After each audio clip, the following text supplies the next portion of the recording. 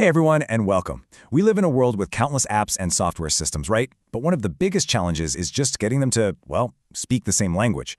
Today, we're going to learn how to architect the data bridge that connects them all.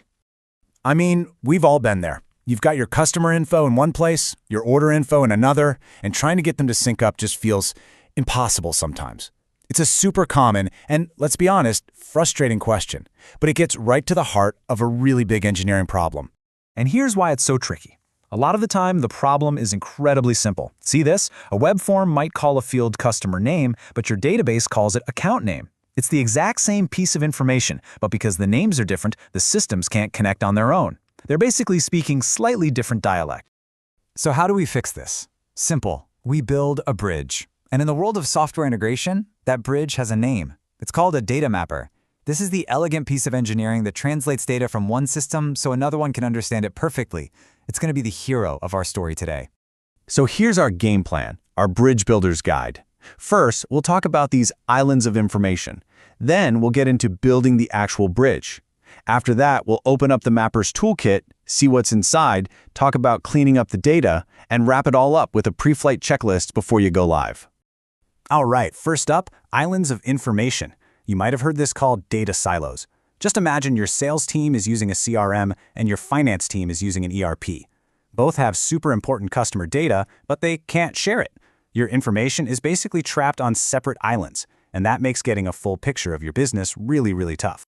Okay, so now that we get the problem, let's start building the solution. We're going to build the bridge to connect those islands. And the central, most important component for any integration is, you guessed it, the data mapper. So what is this thing really? Think of the data mapper as the engine room of the whole operation. It's the smart traffic controller on our bridge. It's not just a dumb pipe, it's a translator. It takes data from System A, reads the map that you've built, and makes sure that data lands in the perfect spot, in the perfect format over in System B. Now, any good builder needs a good toolkit, and building a data bridge is no different. So in this section, we're going to look at the three most fundamental tools you'll use to build a strong, reliable data map. The first and most basic tool in the kit is the direct map. This is like laying the very first plank of our bridge. It's a simple one-to-one connection. You're literally just telling the mapper, hey, take whatever's in this field and put it directly into that field. It's the foundation of pretty much every map you'll ever build. But even with the simplest tool, there's a huge best practice you got to follow. You have to make sure the data types match. You can't put text, what we call a string, into a field that's expecting a number or an integer.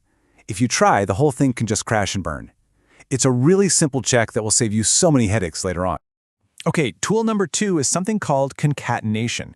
You can think of this as the nuts, bolts, and welds of our bridge.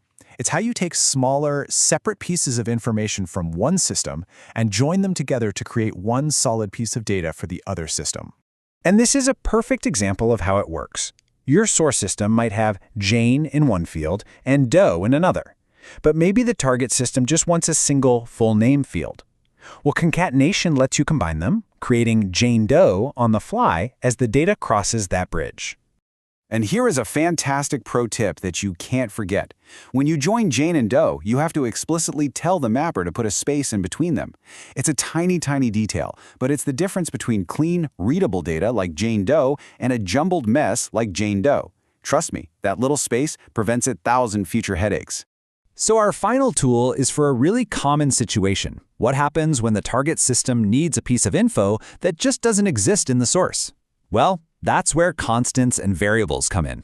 With these, you can actually add new, required information while the data is in transit. This is so useful. For example, maybe every single new lead that comes into your system needs its status to be set to active. You can use a constant to do that automatically. Or you could tag every order coming from a certain website with the source Shopify, so you always know where it came from. It's kind of like posting standard road signs on your bridge for all the traffic that crosses.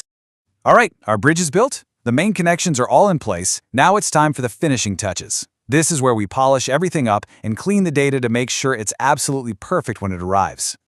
Think of these small data cleaning functions as the essential handshakes between your two systems. They're what ensures the data isn't just transferred, but that it arrives in a standardized, clean, and immediately usable format. It's all about making sure they're compatible. Let's look at 3 of the most important cleanup jobs. First, trim. This just removes any accidental empty spaces at the beginning or end of a word. It seems small, but it prevents so many data mismatches. Second, uppercase. This can standardize your data, like turning NYC into NYC, which is vital for accurate reporting. And finally, default values. These are a total lifesaver. If a source field is empty, you can give it a fallback like NA, so the whole process doesn't break. These really aren't just finishing touches. They're what make your data trustworthy. So we've built the bridge and we've polished it. There's just one last thing to do before we officially open it to traffic. It's time for our pre-flight checklist, the final inspection every good engineer does before an integration goes live.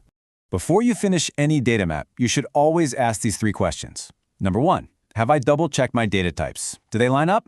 Number 2, are all the mandatory fields the target system needs actually there and mapped?